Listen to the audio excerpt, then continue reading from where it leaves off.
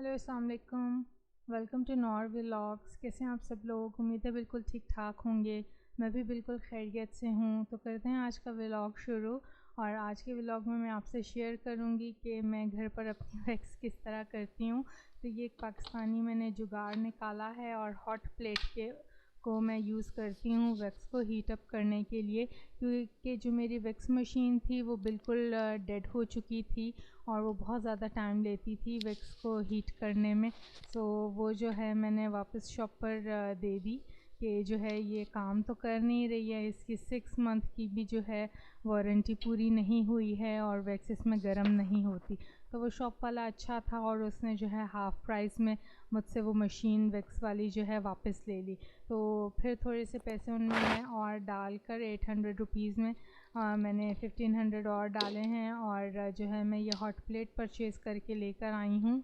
बल्कि सॉरी 1500 नहीं, ये 3500 की जो एनेक्स वालों की मुझे मिली है हॉट प्लेट। और वहाँ पर जो मेरी मशीन थी वो 1600 की थी और वो मैंने 800 में जो है उसको वापस कर दी। तो मुझे थोड़ा नुकसान हुआ, बट ये है कि जब से मैंने हॉट प्लेट परचेज़ की है तो इससे मुझे काफ़ी आसानी है।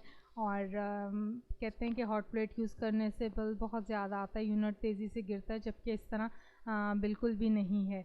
तो मैंने हॉट प्लेट यूज़ करती हूँ मैं वैक्स करने के लिए और इससे जो है मुझे बहुत आसानी होती है और मुझे बार बार जो है माइक्रोवेव नहीं यूज़ करना पड़ता, ना मुझे बार बार जो है किचन में जाना पड़ता। सो ये मेरा एक सीक्रेट था जो मैंने आपके साथ शेयर किया कि मैं घर पे वैक्स जो है किस तरह करती हूँ। तो अब जो है हम किचन में आ गए हैं वैक्स करने के बाद और मुझे तैयार करनी है गोश्त की यखनी। और छोटा गोश्त है, इसकी मुझे करनी यखनी तैयार। और सिस्टर को लगी थी भूख तो मम्मा ने उसे चाय पराठा बना कर दिया जितनी देर में जो है मैं यखनी तैयार करूँगी, क्योंकि हम लोग वैक्स करके अच्छा खासा थक चुके हैं और ये बहुत जो है पेनफुल काम होता है लेग्स और आर्म्स की वैक्स करना। तो यखनी के लिए मैंने जो है काफ़ी सारा जिंजर गार्लिक और अनियन जो है वो घी में सौते कर लिया है और इसमें मैं जो हूँ डाल दूँगी गोश्त। तो उसको थोड़ा सा भूनेंगे उसका पानी खुश्क होने तक और उसके बाद जो है उसमें मैं पानी डालकर उसको वेट लगा दूँगी। तो थोड़ा सा नमक भी ऐड कर लूँगी। तो ये हर एक का डिफरेंट तरीका होता है। अब चूँकि मुझे इंस्टेंट यखनी बनानी और ये मेरा सबसे शॉर्टकट तरीका है, मतलब शॉर्टकट रेसिपी है यखनी बनाने की, तो ये जल्दी से तैयार हो जाती है। और इसी यखनी को बनाते हुए जो है मैं एक सालन भी तैयार कर लूँगी और जो है बहुत जल्दी से किचन का काम निबट जाएगा, क्योंकि मम्मी पापा ने तो खाना खा लिया। अब जस्ट मैं और छोटी सिस्टर रह गए तो हमारा इतना इश्यू नहीं होता है कि हम लोग जो है कुछ भी खा लें। तो गोश्त जो है वो अच्छे से भुन चुका है और घी छूट गया है। तो इसमें मैंने शामिल की है थोड़ी सी हल्दी। हल्दी जो है वो बहुत ज़्यादा अच्छी होती है, हड्डियों को मजबूत करती है और यखनी जो है वो ताकत देती है। हमें हकीम साहब ने भी जो है कहा था कि आप ये ना देखें सर्दी है या गर्मी है, आपको जब भी थकावट महसूस हो तो यखनी या शोरबे में जो है रोटी डबो के खाएं और हड्डियों के दर्द और जोड़ों के दर्द का ये एक बेहतरीन इलाज है।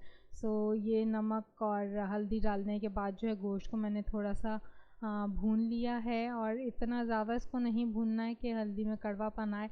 बस अब इसमें जो है मैंने 1 लीटर पानी डाला है और इसको 10 to 15 मिनट्स गोश्त के गलने तक जो है मैं वेट लगाऊंगी।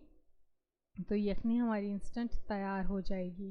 तो इसको मैंने वेट लगा दिया। पहले जो है हम लोग कनौर की इंस्टेंट यखनी यूज़ किया करते थे, बट जब मुझे पता चला कि उसमें प्रिजर्वेटिव्स होते हैं तो वो मैंने यूज़ करना छोड़ दी है। और अब जो है घर में मैं इसी तरह चिकन या मटन या बीफ की यखनी घर में ही मैं बनाती हूँ और काफ़ी अच्छा टेस्ट होता है यखनी का। जब हम उसमें रोटी डुबो के खाते हैं तो मज़ा आ जाता है। सो यखनी हमारी रेडी हो गई है और इसको मैं स्टेनर की मदद से जो है सेपरेट कर लूँगी। यखनी सेपरेट हो जाएगी और जो इसका मसाला और गोश्त है वो सेपरेट हो जाएगा और उससे जो है मैं एक सालन तैयार करूँगी गोश्त का। और बहुत इंस्टेंट सालन है और कोई ज़्यादा मेहनत भी उसमें नहीं करनी पड़ेगी। तो काफ़ी सारी स्टीम निकल रही है। बहुत मज़े की जो है ना इसकी यखनी निकली है और ये बाकी का जो मसाला है मैंने इसको कुकर में रहने दिया है। और जो है सालन के लिए मैंने टमाटर और हरी मिर्चें चॉप कर ली हैं और एक कढ़ाई में मैंने थोड़ा सा ऑयल लिया है और उसके अंदर टमाटर और मिर्चों को मैं सौते कर रही हूँ। तो मुझे मज़ीद कुछ नहीं डालना क्योंकि लहसुन, अदरक और प्याज वो ऑलरेडी जो है गोश्त के अंदर शामिल है। तो जस्ट मिर्ची और टमाटर को जो है ना थोड़ा सा मैंने सौते करना है और इसको सौते करते हुए जो है मैंने इसमें थोड़ी सी यखनी डाली है कि ये जल्दी से टमाटर नरम हो जाए। और इसके बाद मैंने इसमें जो है सारा ये गोश्त शामिल कर दिया। मुझे मज़ीद कुछ नहीं डालना, जस्ट थोड़ा सा इसमें मैंने शामिल करना है गरम मसाला अकॉर्डिंग टू टेस्ट, और कोई भी जो है ना मसाला नहीं डालना। और मैं देखूंगी कि अगर मुझे जो है इसमें नमक कम लगता है तो मैं इसमें थोड़ा सा नमक ऐड कर लूँगी।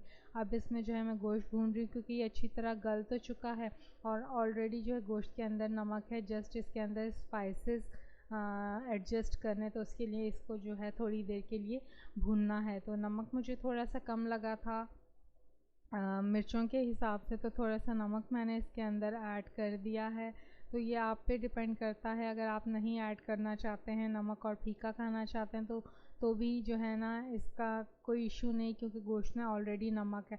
तो हाफ़ कप मैंने इसमें यखनी डाली है और इसको जो है मैंने दम देना है थोड़ी देर के लिए ताकि जो है गोश्त के अंदर स्पाइसेस जो मैंने ग्रीन चिली डाली उसका मसाला अच्छे से मिक्स हो जाए। तो ये 3 to 4 मिनट्स का इसको दम दिया है और ये देखें कितने मज़े का गोश्त का सालन तैयार हो गया। तो गोश्त भी ज़ाया नहीं हुआ और हमने इसकी यखनी भी निकाल ली। तो ये 2 in 1 रेसिपी हो गई है।